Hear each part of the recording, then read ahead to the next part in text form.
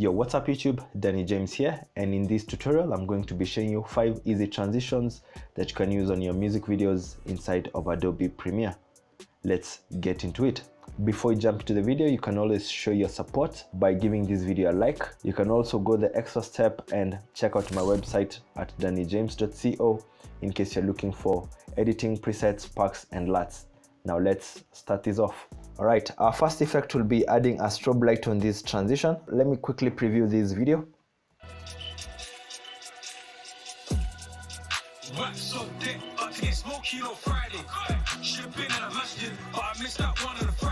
Immediately you can see there is a bit of lack of energy with the 808s and the beats, since the drill beats are really good. So what I'll do right on this transition as this clip begins, I'll go to my project bin and then add a new adjustment layer.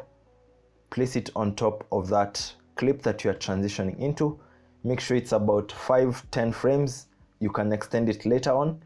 Go to your effects, look for a strobe light. Okay, under the strobe light, let it operate on color only, and then make sure that color is black for now. Then on the duration, put 0.05. The strobe period needs to be twice this amount. So 0.05 is good, so the period should be at 0.10 now.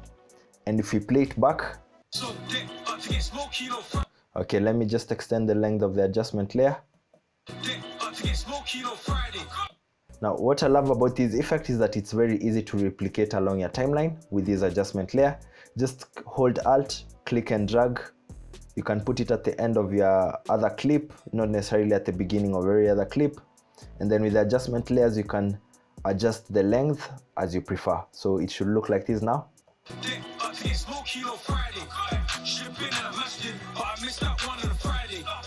Yeah, you can see it adds a lot of energy onto that transition, just like that. Okay, I'll quickly show you a different way of spicing this up.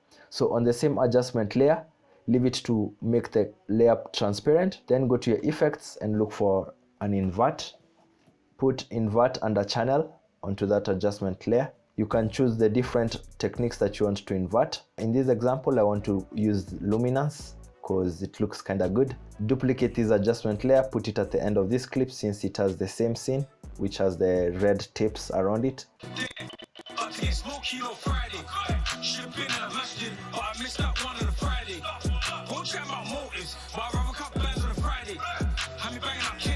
On to our next one. This is more of an effect than a transition, and it's really important for drill videos if you want to add energy. I can hear some hi-hats right here. Yeah, there are some heavy 808 kicks right here. If I expand the audio form, you can see right on these waveforms. So just duplicate your clip, then let's trim it right where we want these waveforms. With your direction keys on your keyboard, go to your right or left twice, 1, 2. Ensure it's about 2 frames long. Then go to the effect controls for that sub clip, zoom into it around 140, 150 should be okay. So if I play it now, we need to do the same for these other 2 beats right here. So I'll actually extend this clip like that, and then I'll take my razor tool, just cut it right there, come back to my selection tool, and then I think the other bit should be right here. Okay, right here. Make sure it's 2 frames long at most, that's when it will make sense. 1, 2, trim it, cut it, and then I'll go to this other one right here and then set it to 2 frames.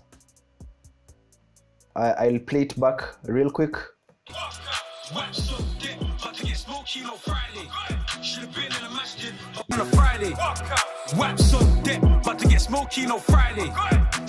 On to our next transition. I'm using a different set of clips and music just to make it more interesting. I want to add these multi freeze frames right here. I think I can mask around this top of his jacket, and you can also mask this hand. Okay, so just duplicate that clip, right click and add a frame hold. That way we have a consistent image. I will change the label color. So with this freeze frame, I want it to appear before the cut and not after the cut. So we'll have this freeze frame that interrupts the clip, before going into the next. Now for this frame hold, we need to make sure it's about 15 frames long. So hold shift and your left arrow key thrice. So that is 15 frames, and then I will quickly draw a mask around the two items that I showed you.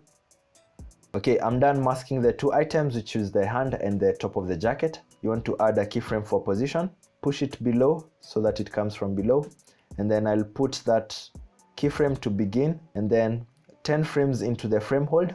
So from the beginning of the frame hold, 10 frames, make sure it comes to the default value, so it will come and settle in before the video continues.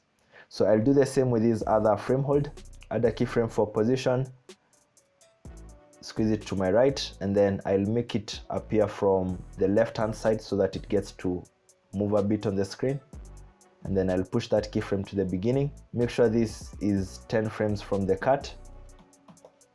So here's our next keyframe. Just go to those keyframes that you added, highlight them and put them on Bezier.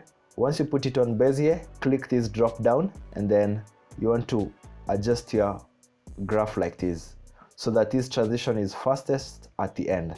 I'll do the same with this other frame hold, put it on Bezier, and then drop it down, and then I'll drag the graph like this, so the transition is fastest towards the end, and it should now look something like this. Always live for the DJ, giving out shots, nigga, who want it? Always live for the DJ, giving out shots, nigga, who want it? That looks good.